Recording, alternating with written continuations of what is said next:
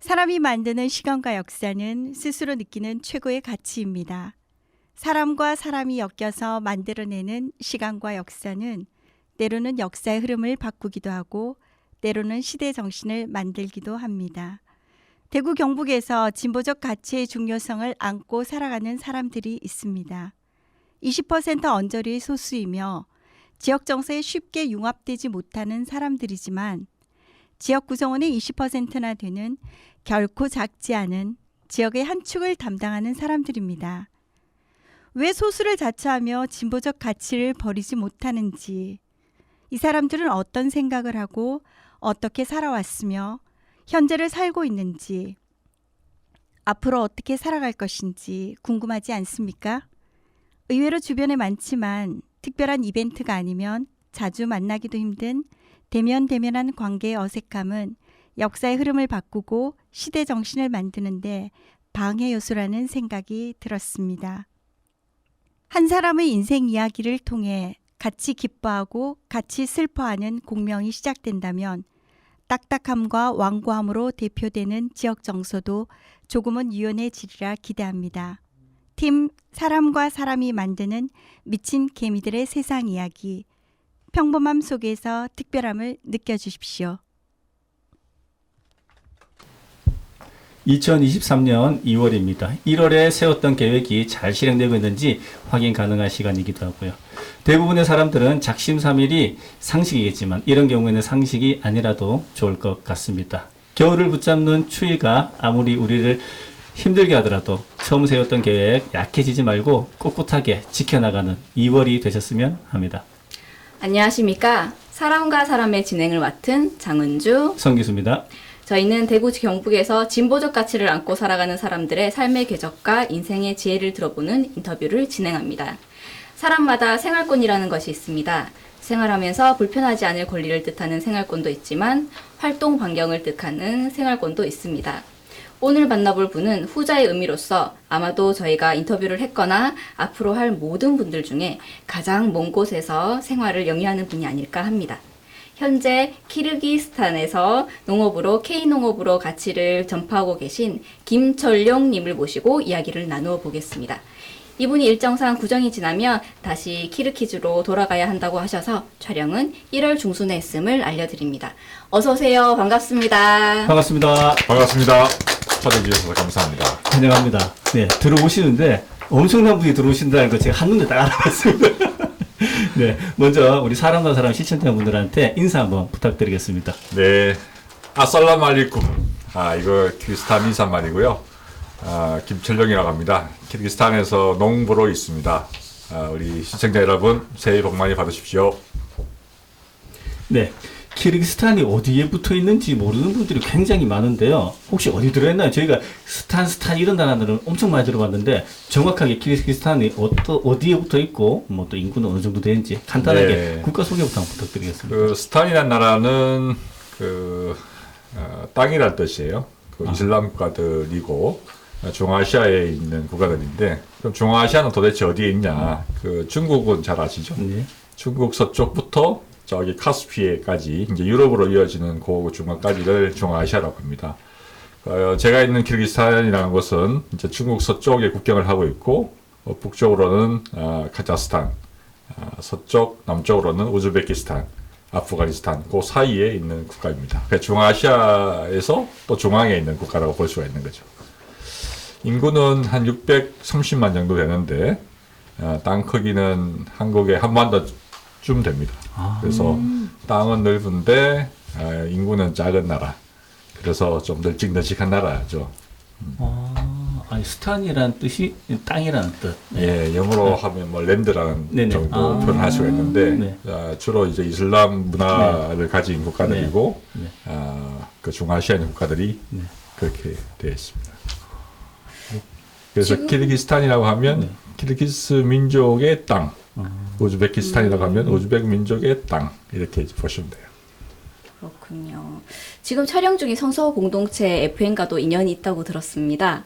정말 오랜만에 이곳에 오셨을 텐데 감회가 남다를 것 같거든요. 예, 제가 2012년도에 방송에 잠깐 인터뷰 방송을 한 적이 있었어요.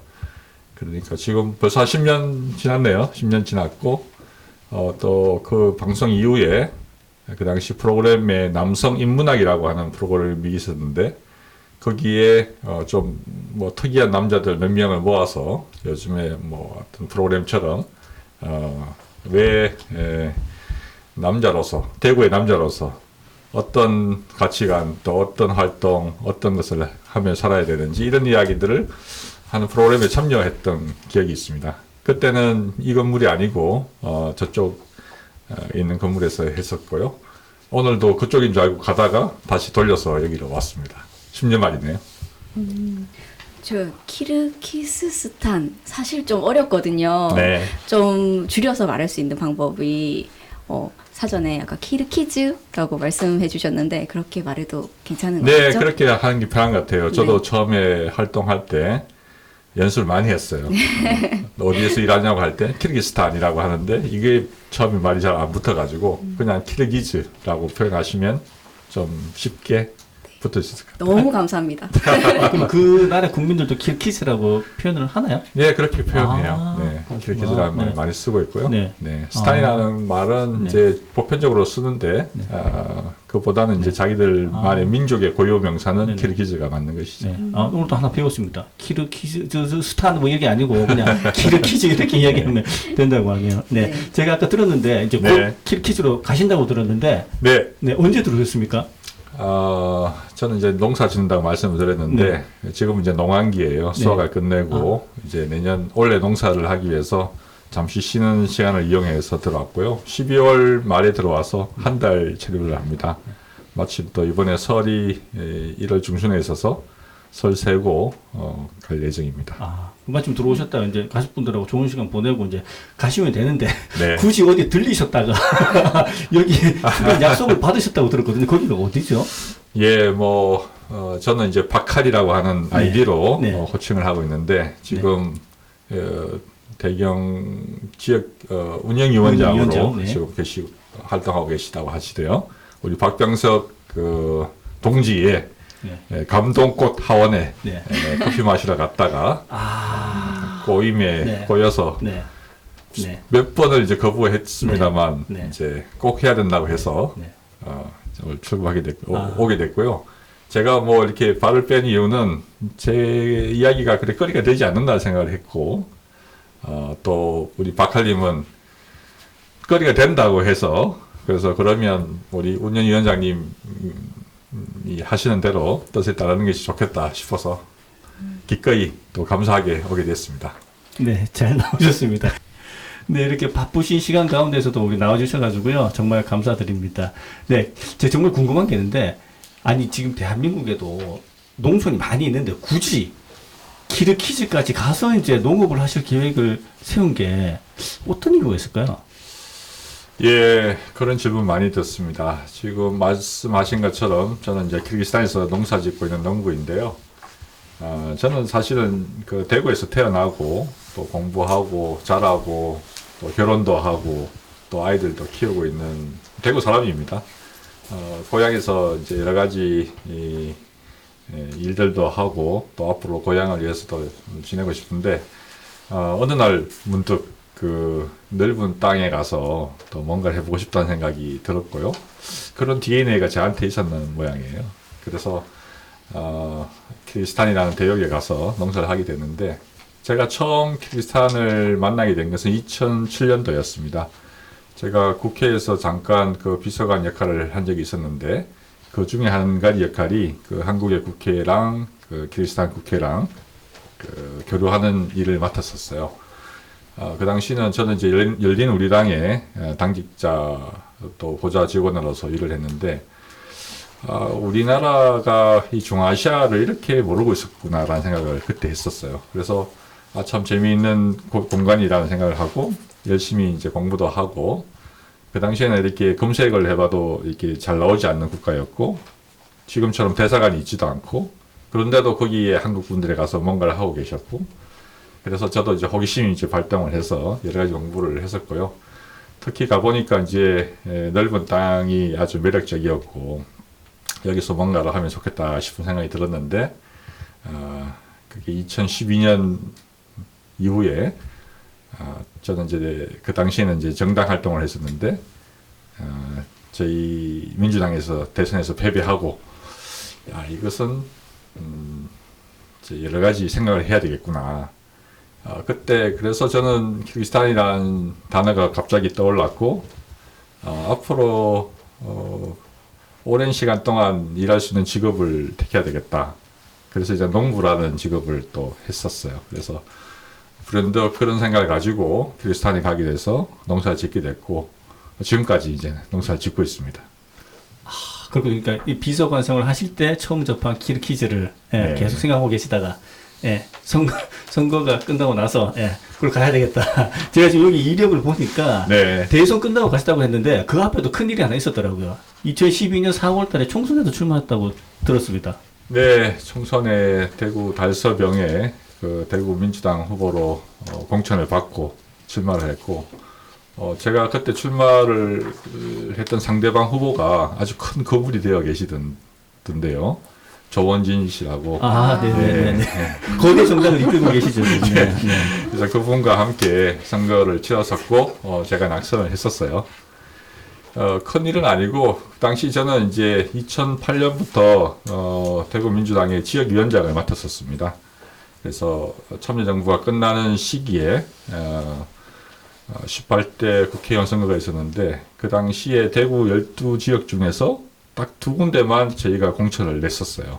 참 부끄러운 일이었고, 직전까지 5년 동안 대한민국을 경영했던 여당이었는데, 이 큰 광역시에서 후보가 없어서 출마를 하지 않는 그런 것이 굉장히 좀 부끄럽기도 하고, 또 선배님들께서 이제 안 하시면, 이제 후배들이 또 할 자리라고 생각을 하고, 그 당시 처음으로 이제 지역위원장에 이제 신청을 했었고요.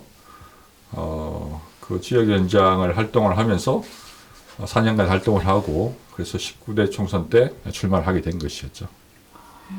저 10년 전이면은 제가 지금 봬도 되게 상당히 젊으신데 더 젊었을 거 아니에요, 그죠? 그 당시에 이제 총선을 출마하고 또 지역위원장 활동하시기엔 상당히 어린 나이 아니었나 싶기도 하거든요. 그렇죠, 어린 나이죠, 네. 어린 나이.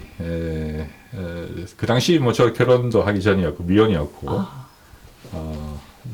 당시 이렇게 여러 가지 이제 별칭들이 있는데, 19대 총선 때는 민주당 후보들 중에서 아주 젊은 후보, 공천을 받은 후보 중에 가장 최연소 후보, 그런 닉네임도 있었어요.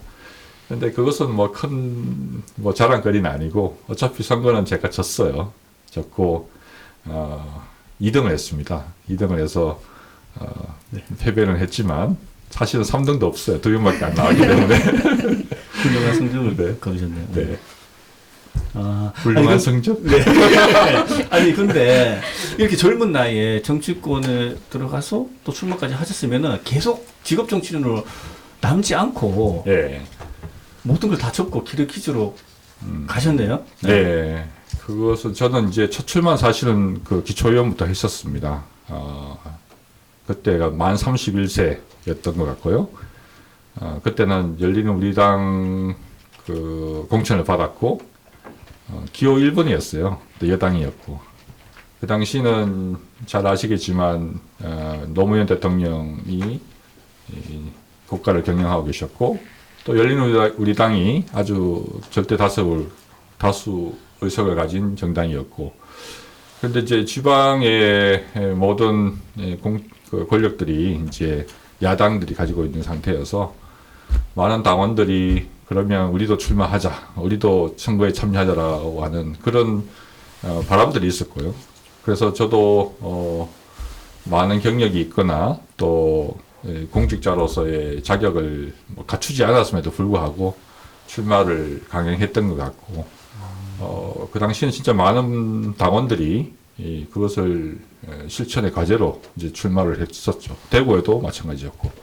그렇지만 이제 그 당시 그 선거 캠페인에 박근혜 씨가 이렇게 면도칼 이런 시절이었습니다.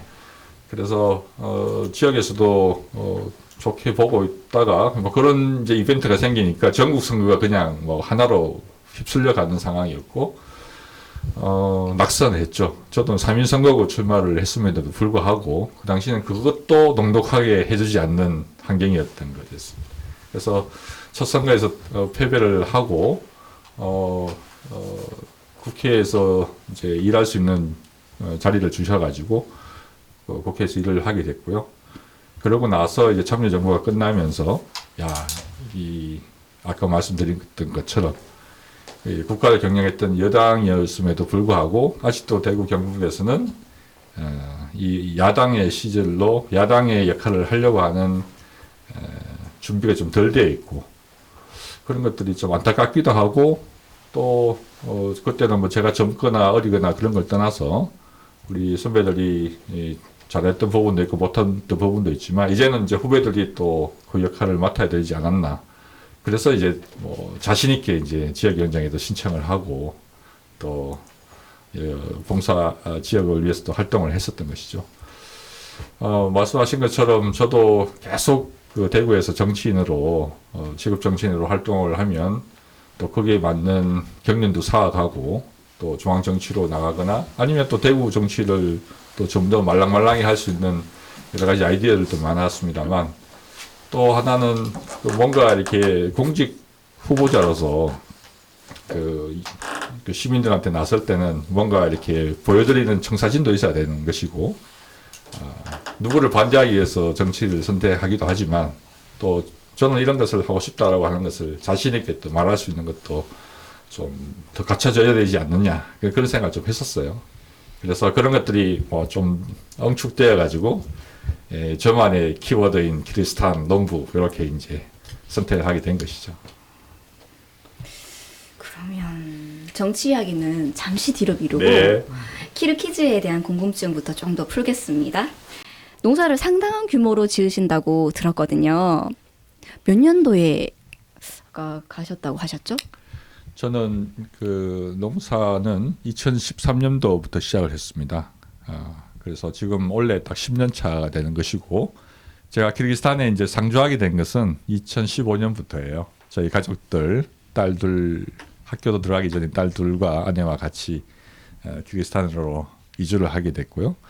그래서 지금까지 올해 8년 차 상주하면서 농사를 짓고 있습니다. 아무리 농사라고 해도 말이 통해야 되지 않습니까? 의사소통 문제는. 예, 키르기스탄은 그 두 가지 말을 씁니다. 키르기즈 말이 있고 또 러시아 말이 있어요. 이제 러시아에서 독립한 지, 소련에서 독립한 지 지금 30년째 됩니다. 그래서 국가의 모든 표준어와 공용어가 두 가지를 그대로 쓰고 있는데 저는 이제 두 가지 말을 그냥 그 일상생활 할 정도 쓰고 있어요. 밭에서 일할 정도. 그럼 의사소통 정도까지만 네. 하시는 네. 걸로. 그러면 경작 규모는 어떻게 됐는지 알 수 있을까요? 많은 분들이 그 외국 나가서 농사 짓는다고 하면 아주 큰 땅에서 농사 짓는다고 네, 기대하고 생각을 있습니다. 하시고 저희도. 또 그 구체적인 수치에 대해서 굉장히 이제 집요하게 물어보시는데 사실은 조금 크기는 합니다. 한국보다는. 그렇지만 이제 그 나라에서는 그렇게 큰 평수는 아닌데 원래 2023년도에 제가 콩을 심기 위해서 200헥타를 계약을 했습니다. 200헥타. 1헥타가 3,000평이니까 3,000 곱하기 200 하시면 평수가 나옵니다. 네. 혹시 그러면 작물은 어떤 걸 주로 예, 재배하시죠? 그 메인으로 주로 하는 작물은 콩입니다. 한국 콩, 그 두부 만들고 간장 담그고 하는 콩을 심고 있고요. 그 부수적으로 감자나 옥수수 그리고 몇 가지 뭐 약용식물들도 심고 있습니다. 아니 우리나라도 보면 외국인들이 농촌에서 일은 많이 하지만 실제로 본인이 다 이제 경작을 하는 경우는 흔치 않은데 키르기즈에서는 외국인들이 와서 농업에 종사하는 분들이 많이 있나요? 키르기스탄에서 한국 분이 한 1,000분 정도 계시는데 거기서 농사에 관여하시는 분들은 한두 분 정도입니다. 그리고 다른 분은 뭐 직업 농업보다는 이제 하우스 같은 것을 이제 시공하시거나 또 하우스 관련된 일을 하시는 분들이시고 그 노지 땅에 와서 농사하는 한국인은 뭐 제가 좀 유일하다고 보고요. 또 제가 모르시면 또 어떤 분들도 하고 계실 수도 있고. 독특하신 분이 맞긴 맞네요. 그러니까. 예, 네. 그러니까 뭐 제가 하고 싶은 일을 하니까 그 다른 분들 하지 않으니까 좀 독특해 보일 수도 있는데 뭐 자랑할 만한 일은 아니고요. 그냥 제가 하고 싶은 일을 하고 있다 이렇게 보시면 돼요. 앞서 지금도 제가 계산을 하고 있거든요. 제 숫자가 조금 좀 네. 딸려가지고 네. 준비를 했는데 시청자분들께 좀 알려드리면 농촌에서 한마지기라고 부르는 평수가 200평. 그리고 보통 농촌에서 분홍이라고 하면 한 50마지기 이상이라고 보면 되고요. 평수로 1만 평, 조금 쉽게 비교해드리면 여의도 넓이가 87만 7천 평 정도 되니까 약간 비현실적인 느낌이 드는데 그 축구장 넓이로 한 4개 이상 정도 된다고 보면 되겠죠.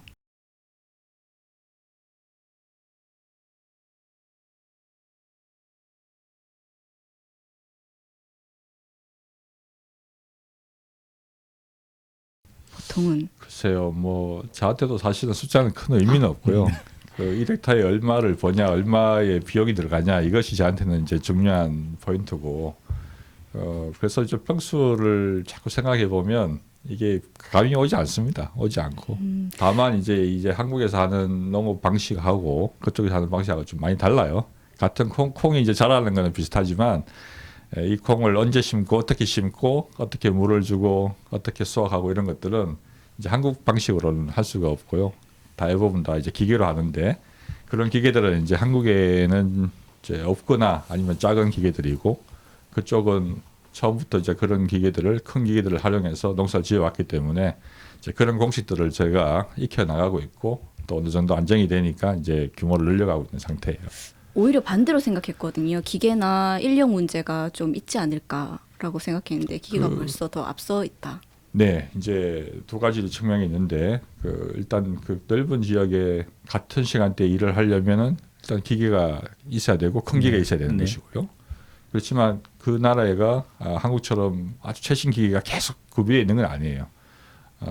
소련에서 분리가 되면서 모든 인프라들이 이제 정지된 부분들도 많고 또 한국처럼 농업이 가장 우선으로 가는 게 아니라 또 가장 뒤로 빠져 있는, 그래서 시골에 가면 젊은 경제 인구들은 외국으로 일하러 가고 또 아녀자들과 노인들이 있는 곳이고, 그리고 기계들이 국가에서 지원이 안 되거나 자본이 투자가 안 되니까 아주 30년 40년 된 기계들이 아직도 픽픽픽 거리면서 열심히 일을 하고 있고, 그래서 기계가 절대 다수가 좀 부족하고 또 기계가 현대화되는 것들도 지금 많이 필요한 상태이죠. 근데 그런 것들이 국가나 기업들이 참여하기 지금 어렵고 또 뒤로 밀려나 있다. 그래서 저 같은 이제 외국인들도 이제 참여할 수 있는 기회들이 좀 있지 않나 이렇게 생각을 합니다. 네.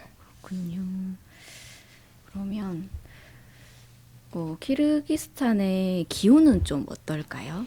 기후는 아까 이제 제가 지리적인 위치를 대충 말씀드렸는데 한국보다 약간 북쪽에 있습니다. 해발 위도상으로 보면 40도에서 43도. 우리나라 백두산이 41.5도 정도에 있어요. 그러니까 백두산보다 약간 밑에거나 더 위쪽으로 보시면 되고요.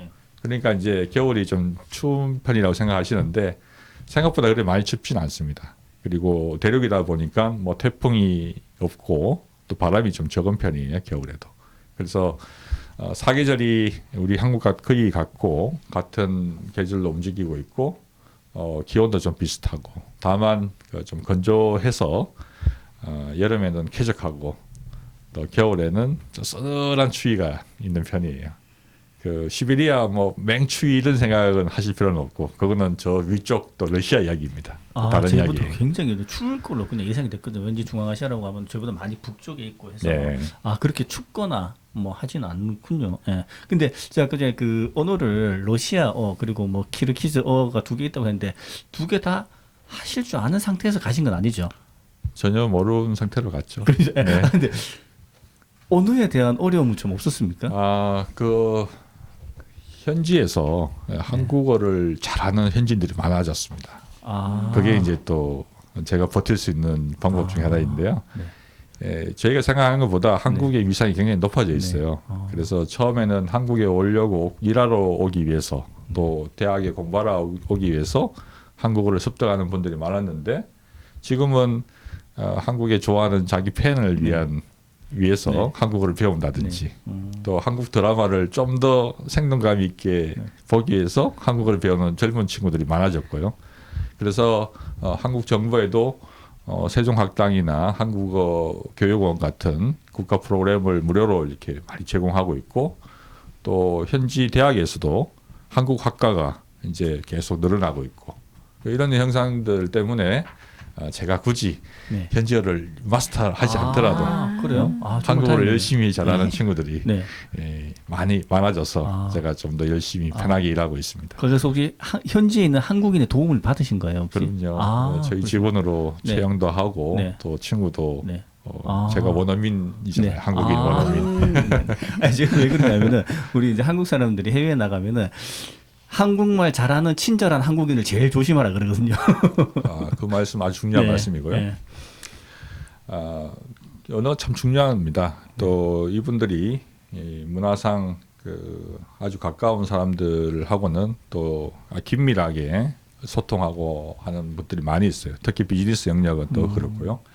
그래서 그런 영역에서 중간에 말을 통역하는 사람이 끼어버리면 이제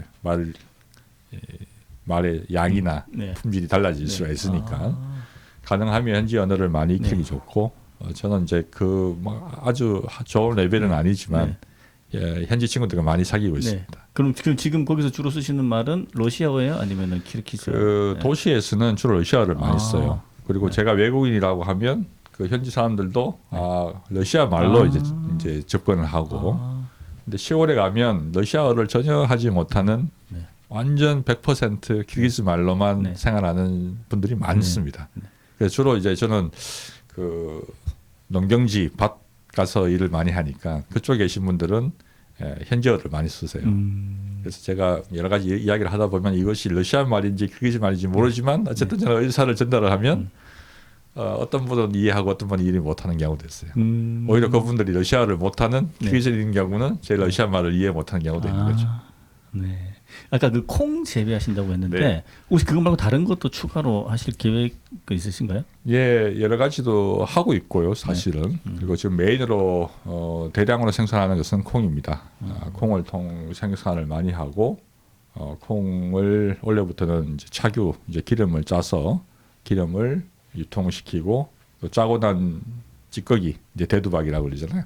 그게 이제 단백질이 많으니까 이제 사료로 사용하고 이런 일들을 하고 있고 두 번째는 한국에 좋은 종자들이 많이 있어서 그런 종자들이 그 중아시아 땅의 기후에 잘 맞는지를 계속 테스트하고 있어요. 경북대 농대 교수님들하고 지금 5년째 계속 하고 있고요. 그렇게 해서 잘 적합화된 종자가 생기면 그 종자를 또 제가 콩을 하듯이 종자도 판매도 하기도 하고 그것을 가공해서 또 이렇게 부가가치를 내는 일들 그런 것들을 지금 단계적으로 하고 있습니다. 경작 규모 자체가 한국이랑 많이 달라서 감이 안 오지만 계획하시는 일 잘 되기를 바라봅니다. 감사합니다. 네. 현지에서 정말 위험한 순간이 있다고 들었거든요. 이제 코로나 걸렸는데 병원에 제대로 못 가서 고생을 하셨다고 제가 전해 들었습니다. 의료 시설이 취약해서 실제로 돌아가신 분들도 엄청 많다고 하는데 어떠셨어요? 예, 전 세계적으로 코로나는 아주 충격적인 일이고 또 지금도 지속되고 있는 이제 위험이지 않습니까? 2021년, 2020년, 2020년 3월 1일 날 키르기스탄 정부는 그 모든 공항을 폐쇄하고 모든 국경을 문을 닫았어요. 그것은 뭐냐 하면 이제 외부에서 코로나가 발생해서 많은 국가들이 위험에 노출되고 있으니까 키르기스탄 정부 입장에서는 외부에서 들어오는 균을 막는 것 그것이 가장 급선무로 생각했고 국경을 닫아버렸어요. 그 말인즉슨 들어올 수 없고 나갈 수 없다는 것이잖아요. 그리고 나서 저는 6월 달쯤에 코로나에 걸렸습니다. 열이 막 이렇게 40도. 20년 6월 말씀하신 거죠? 네네네. 국경을 닫고 나서 한 3, 4개월 뒤인 것 같아요. 닫았지만 균이 들어온 거예요. 어떤 루트를 통해서. 들어오고 나서 이것이 이제 쫙 그 내부에서 퍼지는데, 의료시설이 굉장히 부족하고, 또 우리 한국의 K-방역이라고 하는 것이 아주 대단한데, 현지 정부에서 그런 의료인들에게도 그런 의료 장비들이 지급이 안 되고, 그래서 의료인들도 많이 감염되고, 그쪽의 시민들과 교민들 물론 다 대부분 다 감염이 됐어요. 그렇지만 의료시설에서 해주시는 서비스는 거의 없었다고 보시면 되고요. 지금은 뭐 목감기나 뭐 몸두통 정도의 경미한 수준인데 그 당시는 이제 그 폐를 많이 공격을 해가지고 호흡이 잘 안 되는 징후였습니다. 그래서 그때 코로나가 걸리면 대부분 호흡이 부족해가지고 그때는 반드시 인공호흡을 통해서 개선이 돼야 되는데 인공호흡기가 없는 그죠. 감염자에 비해서 턱없이 부족하고 외부에서 유입되지도 않고 그 당시에 이제 저희 가족은 특별 수송기 통해서 이제 교민들을 한국으로 오는 그 프로그램에 저희 가족들은 1차로 탑승해서 탈출을 했었습니다. 그게 그 2020년이죠. 예. 한국에서 그러면 반대했던- 진천인가 거기죠? 로 가셨나요? 네, 진천으로 가셨지 싶은데 막. 그때는 이제 각 나라별로 이제 나가 있는 교민들을 네. 한국 정부가 네. 비행기를 보내서 네. 대사관들이 현지에서 네, 네. 협조를 해가지고 네, 우선적으로 한국으로 네, 왜냐하면 한국에서는 그 의료시설들이 네. 준비되어 있고 그분들을 케어할 수 있는 능력을 가지고 있으니까 어떤 위험한 곳에 있더라도 비행기를 통해서 다 모셔갔죠. 그때 키르기스탄에도 그 특별수송기가 결정이 됐고 저희 가족과 회의 없이 네. 떠나야 된다. 그래서 이제 제 아내와 두 딸을 보내고 저는 이제 남으시고요. 이제 농사를 지어야 되고 네. 같이 오시는 줄 계획했던 알았습니다. 일들이 있어서 네. 그래서 저는 곧 따라가마 이렇게 하고 이제 네. 보냈는데 네. 그리고 나서 이제 국경은 닫혀버리고 상당히 오랜 기간 동안 이제 나가지도 못하고 들어오지도 못한 상황이었고 진단 키트 이런 것들도 없는 상태, 마스크 당연히 없고 저는 이제 걸려가지고 저녁 되면은 이렇게 막 온도 40도, 41도 올라다니고 뭐 뒤척이다가 또 아침 되면 다시 좀 가라앉고 아무도 집에 들어오지도 않고 나가지도 않고 거리도 통행 금지를 해가지고 사람들이 못 다니게 하고 단지 나갈 수 있는 거는 이제 물과 식료품을 살 수 있는 슈퍼에 가서 살 수 있는 것만 허용을 해주는 그렇게 했었고요.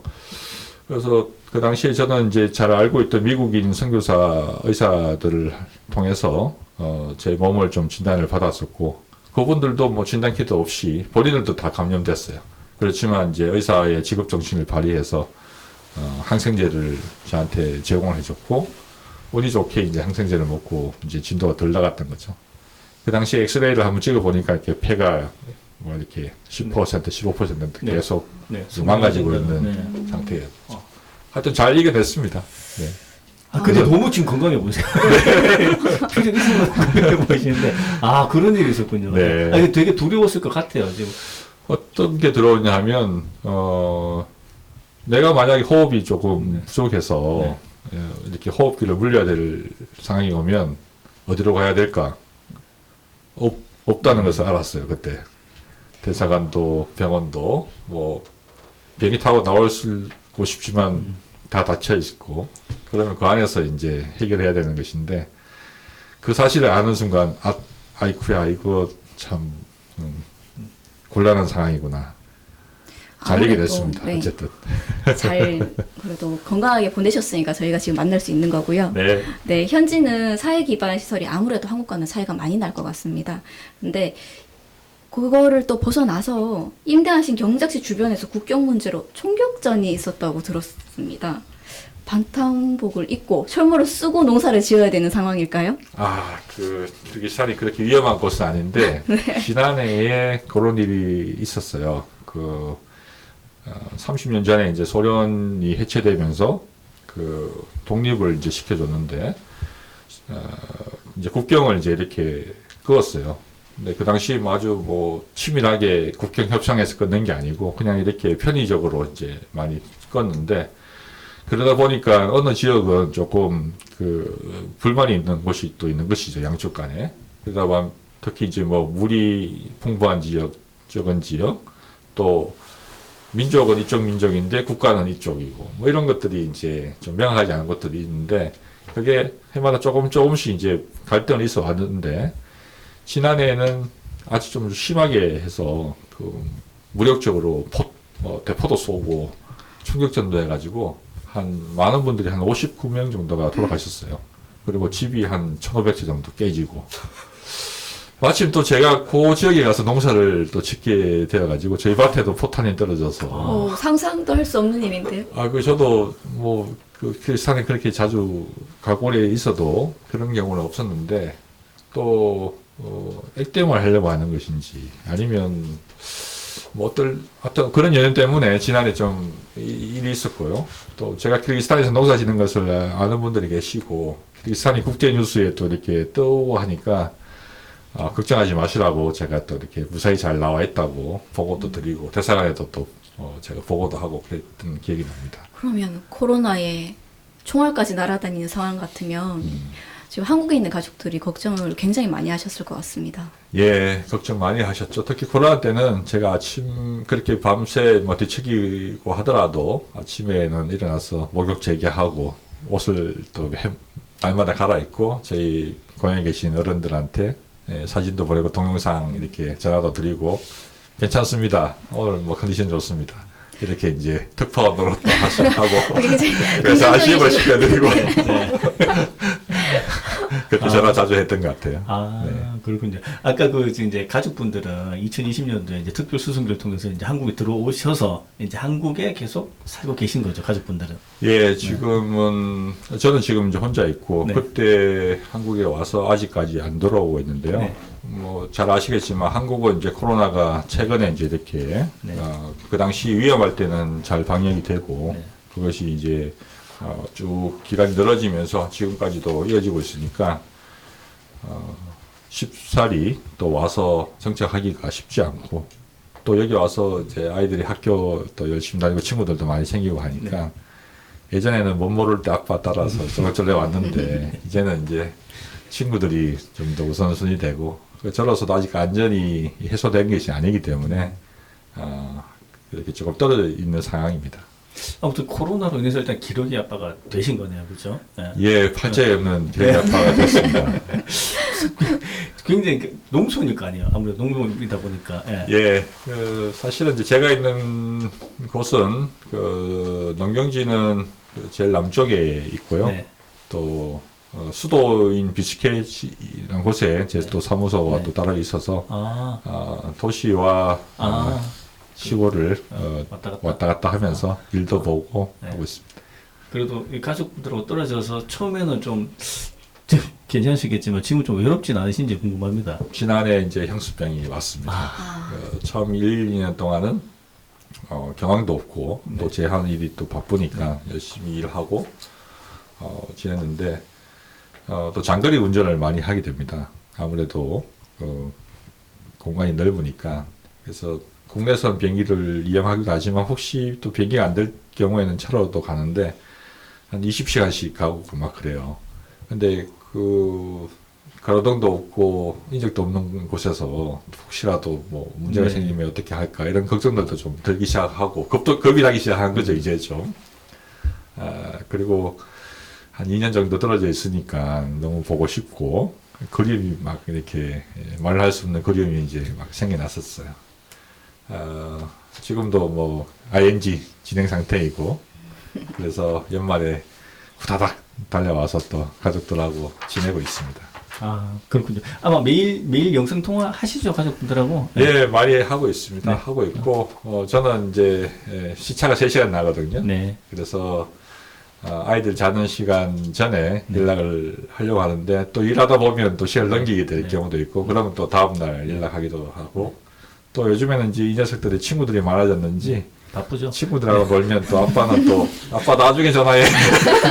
나는 열심히 기다렸다가 전화했는데 그런 경우도 있습니다. 좋은 현상이죠. 다행이네요. 그리고 카톡 터지나요, 혹시? 예. 여기는 뭐 이제 전 세계가 와이파이 존이죠. 네, 그럼 주로 카톡을 통해서 이제 가족분들하고 연락하시고 네. 영상 통화도 하시고. 네. 옛날같이 뭐 네. 국제전화 요금 걱정 안 해야 되는 시대니까 그건 좋습니다. 그렇군요. 네. 네, 좀 전에 말씀 중에 교민들이 대략 1,000명 정도 있다고 하셨었죠? 그러면 한국 교민의 활동도 하고 계신가요?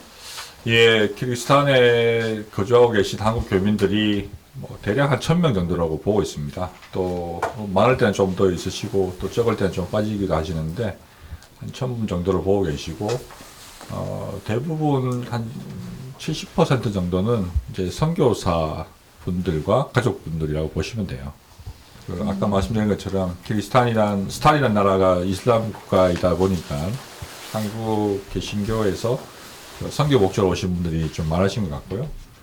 나머지 분들이 이제 유학생들도 계시고 또 저같이 이제 비즈니스 하시는 분도 계시고 또 뭐 여행자나 또 요즘에는 이제 국가기관들도 하나씩 사무소를 열고 있어서 그런 분들이 이제 주로 교민을 구성하고 있고 교민의 활동은 뭐 저는 이제 적극적으로 하는 편은 아니에요.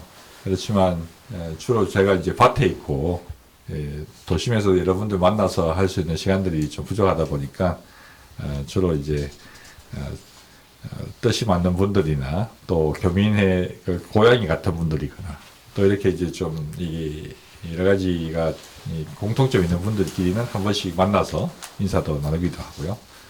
좀 주목할 만한 분은 이제 중국에서 우리 조선족이라고 하시는 분들이 그 부부들이 오셔가지고 활동하는 분도 계시는데 그분들하고 또 친하게 지내면서 또 중국 대륙 이야기도 많이 듣기도 하고 그렇습니다.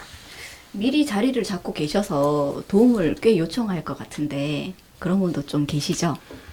예, 제가 처음에 키르기스탄 갔을 때는 키르기스탄을 이렇게 우리 검색해봐도 그 나오는 기사가 거의 많이 없었어요.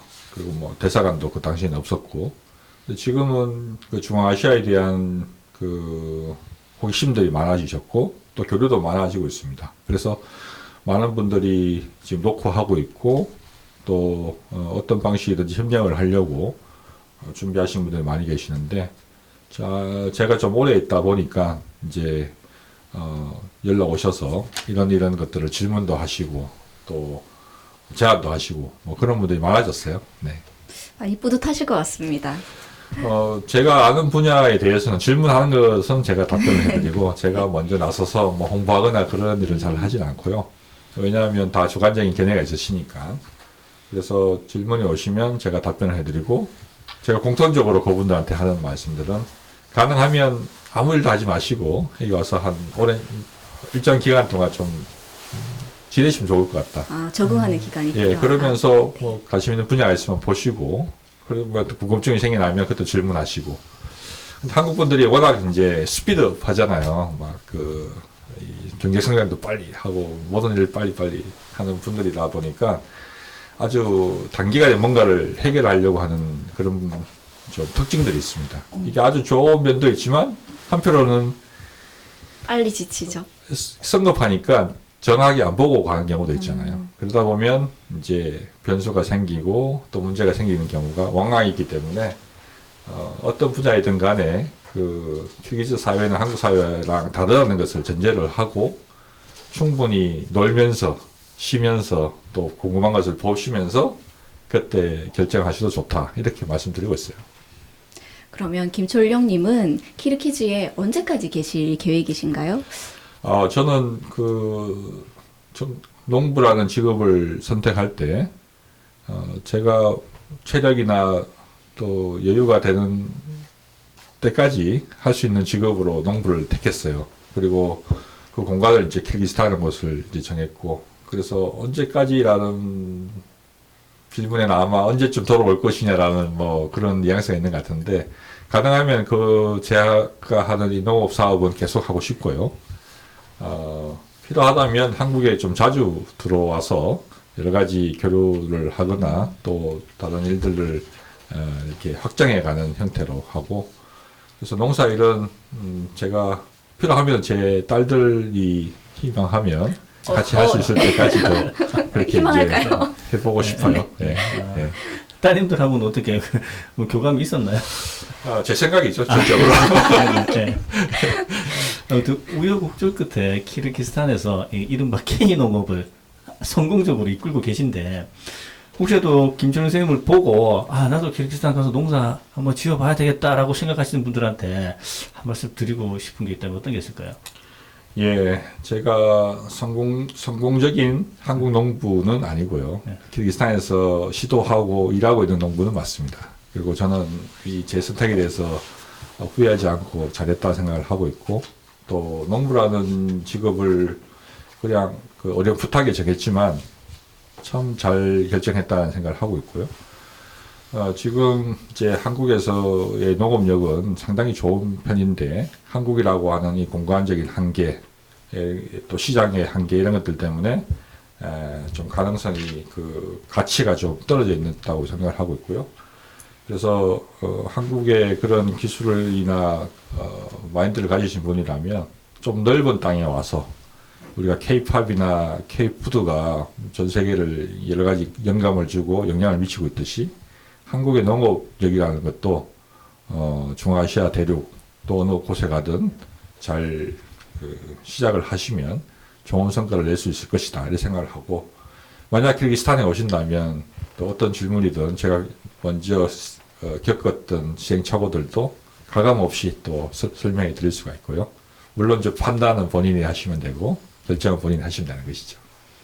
네, 어쨌든 성급하게 가서 사업하려고 하지 마시고 일단 가서 김총 선생님 말씀은 좀 쉬어라, 쉬고 놀면서 좀 구경해라, 네, 이 말씀이신 것 같아요. 맞습니다. 네. 그게 제가 꼭 드리고 싶은 말씀이에요. 그리고 이제 뭐 남다른 정치 DNA를 가지고 계시잖아요. 우리 잘 아시다시피 이제 작년 3월에는 이제 어마어마한 대선이 있었습니다. 그때도 아마 그 키르키즈에서 우리 교민들 상대로 선거운동 같은 거 하셨을 것 같은데 어땠나요? 네, 당연히 했죠. 네. 그 한 표가 소중하고 또 한국 법에 의해서 우리 외국에 나가 있는 분들에게도 투표할 수 있도록 그 권한을 다 주셨지 않습니까? 그래서 투표를 하실 수 있는 분들한테 가능하면 투표를 꼭 하시라고 제가 말씀을 드리고, 어떤 후보를 선택하든 간에 두 번째는 선택 안 했다면 제가 좋아하는 후보는 이런 분이시니 가능하면 이분은 꼭 찍어달라고 네. 전화하고 메시지 네. 보내고 했죠. 네. 설득이 좀 통했나요? 그 외국에 나가면 이런 특징이 있습니다. 외국에 나가면 다 외국자가 된다고 하는데, 네. 이제 왜 그런지 제가 한번 따져봤어요. 외국에 나가면 이렇게 좀 객관적으로 우리나라를 보게 돼요. 한국에 있으면 뭐 내가 태어난 고향이 어디다, 아니면 학교가 어디다, 뭐 이런 것들 때문에 이제 판단을 좀 흘릴 수가 있기도 한데, 외국에 나와보면 한국이라고 하는 이 덩어리가 그냥 보이거든요. 그러다 보면 좀 객관적으로 정치적인 판단을 하시는 경우가 왕왕 있는 것 같아요. 그래서 그런 분들은 어떤 설명하지 않더라도 우리 한국이 어떤 방향으로 갔으면 좋겠다, 어떤 방향으로 가기 위해서 어떤 후보가 더 적합하다, 이런 판단들을 이제 한국에서 느껴보지 못했던 평들을 많이 하시는 것 같고, 두 번째는 또 아까 말씀드린 것처럼 뭐 내 고향이 어디니까 나는 어떤 후보다 이렇게 딱 단정하시는 분들도 여전히 계시고 그래요. 네. 그렇군요. 당연히 지난 3월 9일 날 투표가 끝나고 그 다음날 이제 결과를 보셨을 텐데, 네. 크게 낙담하셨을 것 같은데 그거 혹시 어떻게 이겨냈는지 궁금합니다. 일단은 뭐 현실을 받아들였습니다. 그리고 이것은 결과이고 아주 작은 표로 이제 순위가 매겨졌는데, 저로서는 제가 좋아하는 후보가 당선됐으면 좋겠다라는 생각을 하고 했지만 그 생각보다 다르게 결과가 나왔더라고요. 그래서 이것은 어떤 이유일까, 저 후보가 어떤 면이 좋았을까, 이런 생각을 지금까지도 하고 있는데, 어쨌든 제가 느끼기로는 한국은 정말 다이내믹하구나, 저는 이렇게 갈 거라고, 이것이 한국인들이 보편적인 생각이라고 했는데 그것과 반하는 결과가 나왔기 때문에 이것 조금 이해하기는 어렵지만 열심히 이걸 분석을 해야 되겠다. 그리고 어쨌든 한국은 이런 과정을 거쳐가지고 한 번 더 입체적이고 종합적인 국가가 될 것 같다, 이런 이제 긍정적인 생각도 조금 해봅니다. 정말 긍정적인 생각을 하는데, 이게 실망하셔가지고 혹시나 술을 많이 드시거나 뭐 그러진 않을까 걱정됐거든요. 여담입니다만 이제 네. 그날은 그쪽은 바다가 없는 네. 국가라서 제가 좋아하는 신선한 회를 먹기가 아주 어려운 곳인데, 그 결과를 보고 먹으려고 비싼 참치를 하나, 네. 냉동 참치를 하나 구입해서 네. 좋아하는 이제 술과 네. 이제 두고 당선이 확정이 되면 네. 이제 자축을 하려고 했는데 좀 아쉽게 됐죠. 아니 그렇게 회를 좋아하시는 분께서 어떻게 바다를 주관하시라고 하시는지. 그래서 지금 한국 와서 열심히 회를 많이 먹고 회 많이 있습니다. 드시고 계시군요. 네, 많이 드시고 하시길 바라겠습니다. 해외에서도 이렇게 대한민국의 앞날을 걱정하면서 예. 선거운동을 하신 분들도 있는데 결과가 안 좋아서 살짝 부끄러워지기도 합니다. 뭐 현실이잖아요. 현실이고 또 우리가 저는 자주 쓰는 말들 중에 이제 반면교사라는 말을 많이 씁니다. 많은 사람들이 그 학습하고 뭐 배우고 익혀 나가는데 아주 좋은 선생님보다 이 반면교사를 통해서 훨씬 많이 배우고 익히고 또 행동의 변화를까지 줄 수 있는 그런 교훈을 얻는다고 생각을 하고 있고요.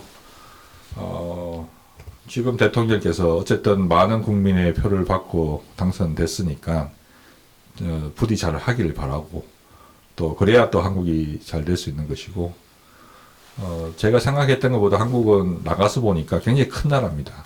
저는 여기서 뉴스를 보면 또 싸우고 뭐 또 어떻고 저떻고 이렇게 이제 갈등적인 요인들이 많이 부각이 되는데 그 외국 분들은 그런 것들을 잘 보지 않아요.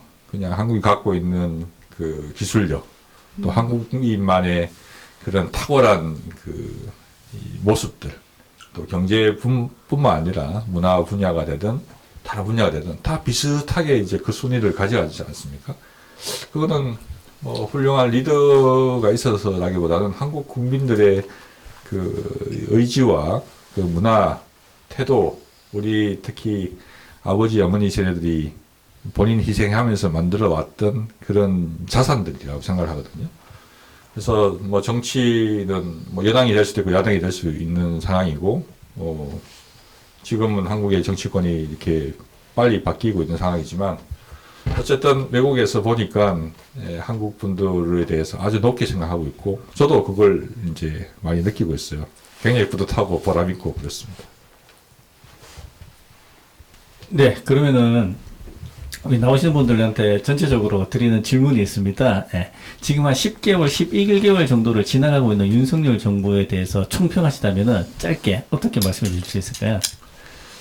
예, 여당과 야당이지 않습니까? 지금 윤석열 정부는 여당입니다.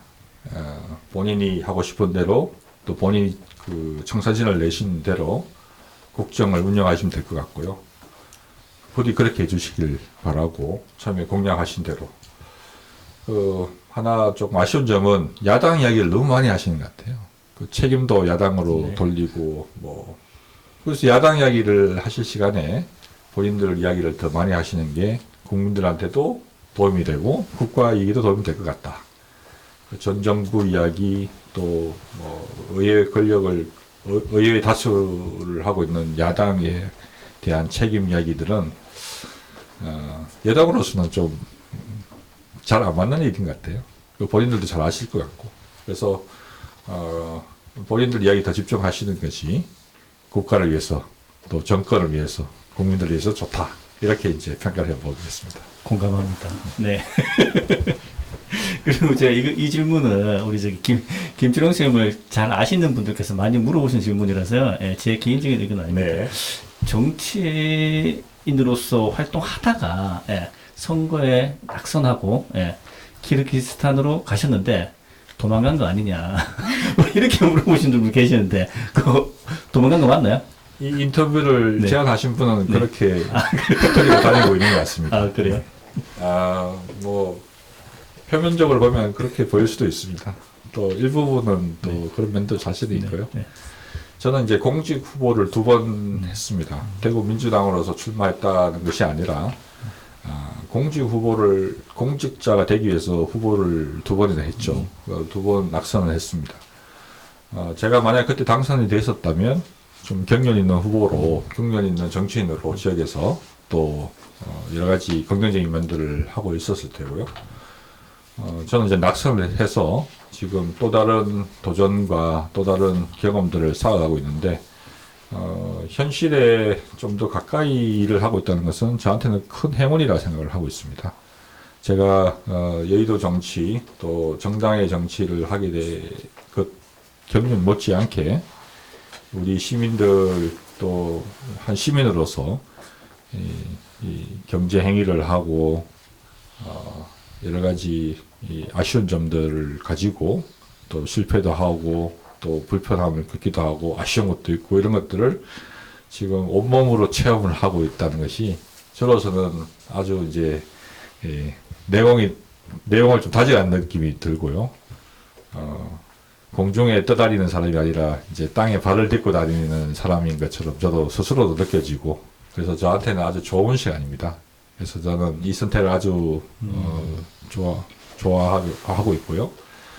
어쨌든 도전을 새로운 걸 했다는 것에 끝나지 않고 제가 생각하는 것들이 제대로 실현되고 또 제가 이런 일을 했다는 것을 또 저희 가까운 분들한테 또 궁금해하는 분들한테 이렇게 알릴 수 있는 사람이 됐으면 좋겠어요. 표정만 봐도 행복해 보이십니다. 네. 아침 행복해요. 제가 그 10년도로 잠깐만 다시 돌아가가지고 네. 지금도 대구 경북에서는 이제 진보 성향의 정당으로 활동하기 어려운데 그때는 더 했을 것 같거든요. 혹시 주변에서 말리거나 아니 가족분들의 반대 이런 건 없었는지요? 제가 출마를 한다고 했을 때 다들 격려 반 또 걱정 반 하셨어요. 첫 번째는 이제 저희 집안에서 공직 출마하는 분들이 없었는데 출마한다고 하니까 용기가 대단하다. 또 열심히 봉사하는 활동을 해보라고 하신 분도 계셨지만 잘 아시겠지만 지역 정서는 이제 공천이 곧 당선되는 당이 있지 않습니까? 네. 제가 그 당이 아니잖아요. 네. 거기서 첫 번째 하여튼 실망을 하시는 것 같아요. 왜냐하면 당선이 안 된다는 걸 아시니까. 근데 사실 저는 당선되려고 출마했던 거예요. 아, 그러셨어요? 네, 출마의 목적을 둔 게 아니었고. 그래서 그런 어른들, 가족들의 격려와 걱정들을 다 알아서 했고요. 그렇지만 그분들께서, 정말 많이 도와주셨어요. 또 마음적으로도 도움을 많이 주셨고. 나중에 알게 됐지만, 저희 사촌 형님들, 뭐, 장사하시는 분들, 뭐, 사업하시는 분들, 굉장히 피해를 많이 벌어주셨다고 하네요. 조카가 또 사촌이 민주당으로 출마했다는 것 때문에 그냥 우리 이 조카가 출마했으니까 좀 기억해 주라고 인사를 했다고 하시는데 그렇죠 분들은 그걸 아주 탐탁지 않게 생각하시고 그런 이야기를 나중에 들으니까 마음이 좀 불편하기도 하고 또 그런 것을 아시면서도 내색하지 않으시고 또 본인들하고 정치적인 생각이 다르지만 또 저를 위해서 또 응원해 주시고 그것이 저한테는 큰 힘이 되는 것 같고요. 또 하나는 저한테 많은 표를 주신 분이 계세요. 제가 경력이 많지 않고 또 부족한 게 많지만 저한테 많은 표를 주신 것은 어떤 이제 신호를 준 거라고 생각이 들어요. 그것은 이제 나는 당신 말고 이 지역의 권력을 갖고 있는 정당에 대해서 반대하는 것을 꼭 표현하고 싶다는 분도 계실 거고요. 또 두 번째는 당선 유무를 떠나서 너 역시 그 자리에서 계속 우리들 이야기를 좀 계속 해주길 바란다라고 하는 그런 이제 당부 격려도 있을 수 있는 것 같고 그래서 그런 것들이 저한테 참 고마운 분들이고요. 어떤 분들이 나한테 이런 표를 줬을까라는 생각을 많이 하고 있습니다. 그래서 그런 분들의 관심과 기대는 계속 ING로 진행형으로 생각하고 있고요. 그렇지만 이제 저희 대구 민주당에 출마하시는 분들이 계속 이제 그런 요구들을 담을 그릇이 되고 있느냐 아니냐 이것은 이제 우리의 또 숙제라고 생각을 합니다. 일례지만 저는 방송을 들어서 조금 말씀드릴 게 있다면 대구 민주당은 2등을 하지 않습니까? 20%라고 하는 표도 가지고 있으시고 근데 이 표는 저희의 노력보다는 그냥 저희 당이 갖고 있는 이미지 때문에 받는 거라고 생각이 들어요. 사실은 좀 불편하지만 저희 지역의 시민단체나 또 소수 야당들이 지역의 현안이나 여러 가지 일들에 대해서 굉장히 공감하고 아스팔트 위에서 또 현장에서 그분들을 대변하고 이슈화하는데 굉장히 열심히 하시거든요. 근데 저희 대구민주당은 그런 현장이 잘 없었습니다. 또 공감을 잘 하지도 않았고. 그런데 선거에 보면 20%는 나오니까 이게 저한테는 굉장히 부끄러워 불편한 일이었어요. 이제는 많은 분들이 이제 그 기초의원도 당선되시고, 또 제도권에 나가 계시니까, 중앙의 정당의 활동 못지않게 대구의 경북의 뭐 언론 환경, 뭐 환경, 뭐 노동, 뭐 여러 가지 분야에 정당이 대구민주당이 좀 적극적으로 공감하고 또 참여하고 연대해서 우리가 직접 발로 뛰어서 만든 20%라는 것을 좀 보여줬으면 좋겠고요. 그러면 20% 아니고 좀 더 올라갈 수 있지 않을까 그런 기대도 해봅니다. 네, 두 분 고맙습니다. 낙선하셨다고 하니까 너무 고맙습니다. 감사드립니다. 네. 이제 좀 더 그 말씀에 연결해가지고요. 물론 10년 전부터 좋아졌다고는 하지만 아직도 이제 어려운 환경이긴 합니다만, 그래도 이제 아직도 진보 성향의 정당인으로서 활동하고자 하는 사람들에게 선배로서 이 주변의 만류를 이렇게 극복해라 한 조언 한번 해줄 수 있을까요? 예, 정치인은 자기 목소리 내고 싶어서 내 이야기 하고 싶어서 하는 게 정치인이지 않습니까?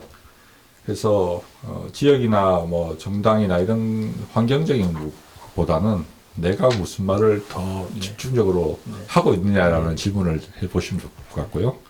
그리고 지난해 했던 말이랑 올해 했던 말이랑 달라지면 안 되니까 좀 일관적으로 자기의 목소리를 내고 철학적인 내용들을 담을 수 있는 정치인이 되면 좋을 것 같고요. 그리고 이제 격려 차원에서 드리는 말씀입니다만 조선시대만 해도 이렇게 만약에 새 권력을 잡지 못하면 3대가 그냥 막 그냥 2등 낙선자 이런 낙인 지키는 게 아니고 3대가 막 멸문지화를 당했지 않습니까? 요즘 같은 민주화 시대에 대구에서 낙선할 수 있죠. 그래서 좀 더 과감하게 또 자기 목소리를 일관적으로 내는데 집중을 하시면 좋겠다. 그렇게 생각하면 됩니다. 주변 분들 그렇게 세게 나가면 주변 분들이 다 수렴합니다. 알겠습니다. 저희 영상물 인트로를 보시면 지역에서 20% 언저리의 소수지만 지역의 한 축을 담당하는 20%나 되는 사람들입니다. 라는 멘트가 나옵니다. 이 20%를 대변하는 지역의 정치 세력도 있어야 하지 않겠습니까? 누가 될지는 모르겠지만 꼭 파이팅 하시길 바랍니다. 네. 네. 파이팅 하십시오. 네. 사실 시간으로 한 달이면 가족, 친척들과만 보고 지내기에도 부족한 시간인데 한국에 들어오시면은 주로 만나는 분들이 정해져 있으시죠? 어떤 분들을 주로 만나시나요? 예, 제가 제일 그리워하는 가족들, 또 친지분들을 뵙고 인사드리고 안부 여쭙고 하는 것이 제 주된 일이고요. 또 두 번째는 제가 하고 있는 일 관련해서 저는 외국에서 농사는 짓지만 한국에 있는 전문가들을 하고 또 한국의 농업과 관련된 자재를 만드시거나 뭐 그런 기술 가진 분들하고 또 협의도 하고 또 구매도 하고 또 뭐 테스트도 같이 협의하고 그런 일 두 가지 일에 주로 시간을 보냅니다. 저희가 알만한 유명인이나 재단분들 계실까요? 글쎄요,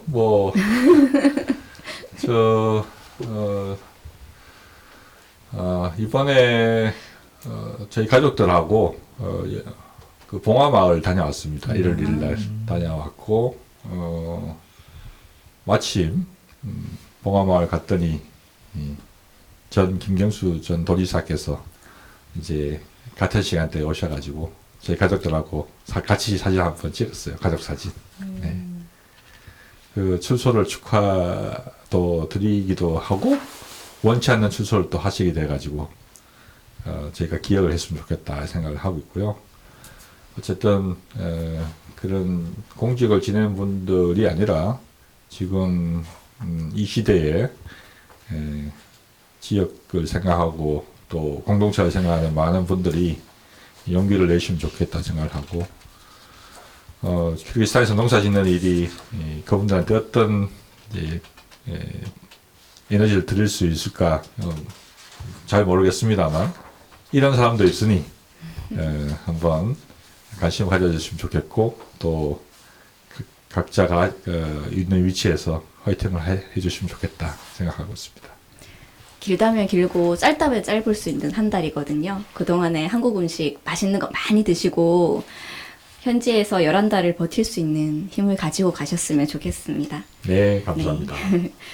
그러면 키르키즈까지 저희 직항 노선이 없다고 알고 있는데 어떻게 이동을 하시나요? 지금은 그 주변 카자흐스탄과 또 우즈베키스탄의 경유해서 비행기가 들어가고 있습니다.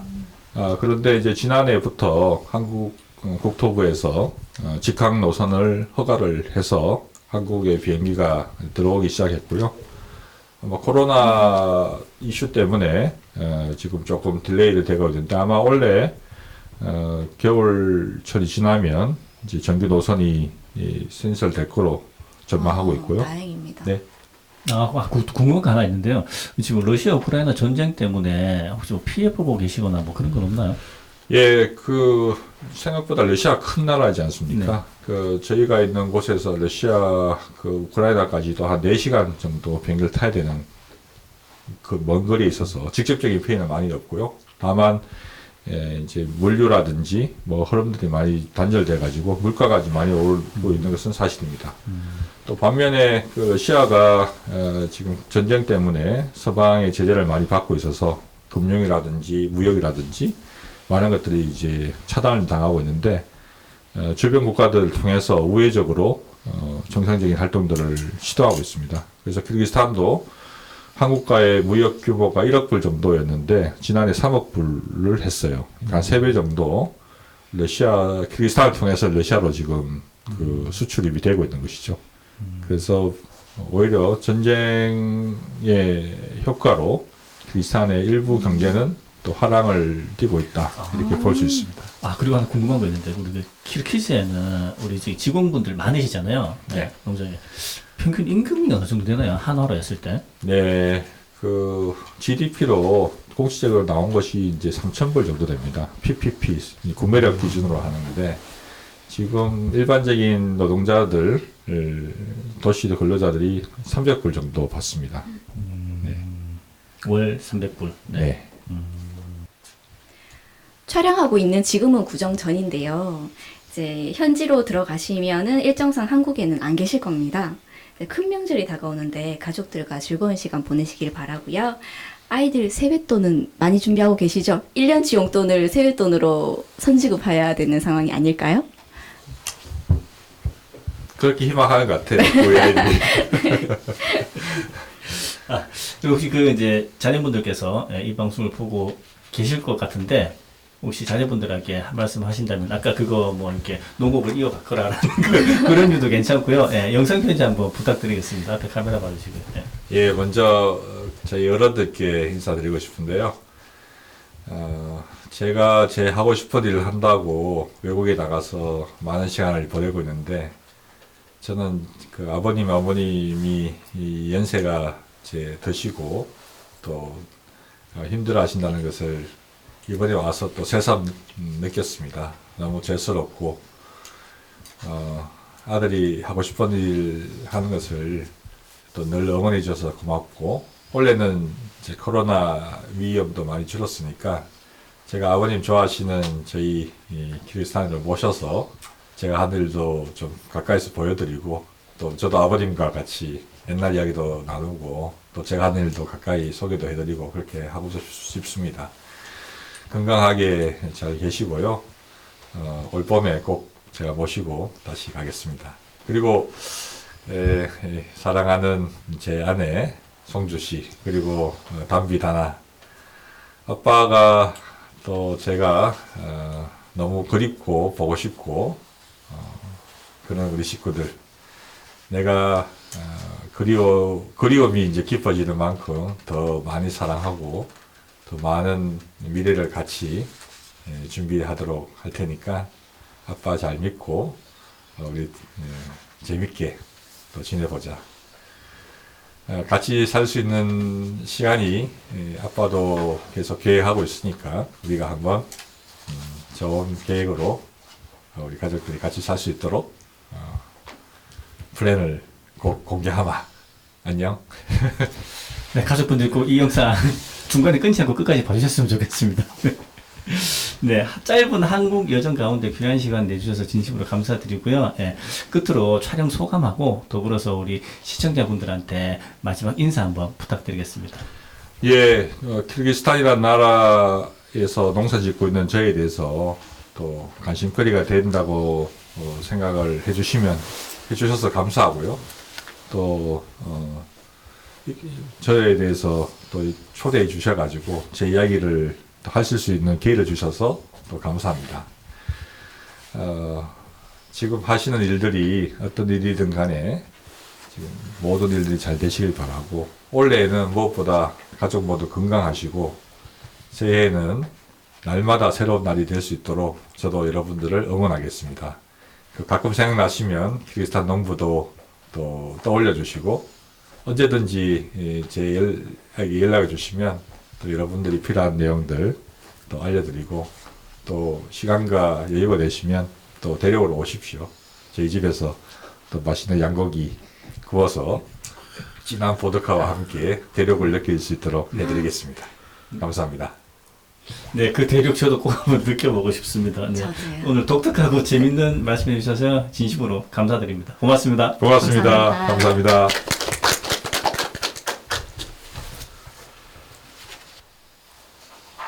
한 사람의 역사에서도 호시절과 암흑기가 존재합니다. 계란으로 바위를 때리는 심정으로 지역의 일부를 대변하기 위해 도전하는 시간은 호시절일까요? 암흑기일까요? 도전의 당사자는 선배로서 이미 결정을 했겠지만 그 결정은 바뀔 수도 있습니다. 그 뒤를 잇는 또 다른 도전자들이 어떻게 하느냐에 따라 결정이 바뀔 수도 있다고 생각합니다.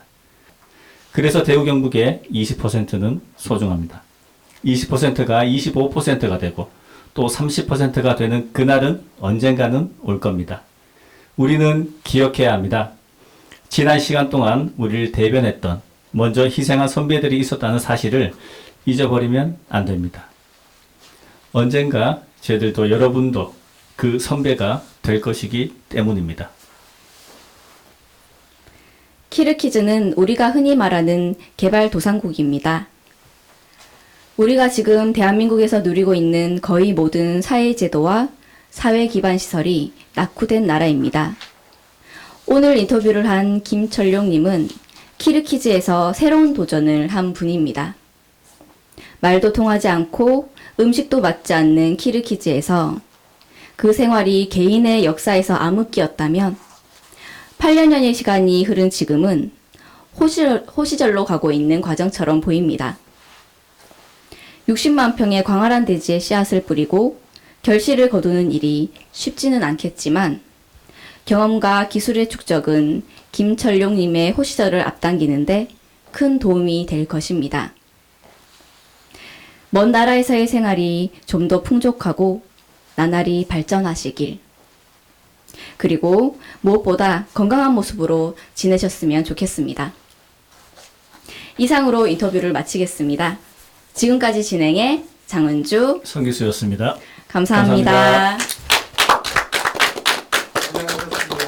수고하셨습니다. 고생하셨습니다. 네. 고생하셨습니다. 고생하셨습니다. 아유, 수고하셨습니다.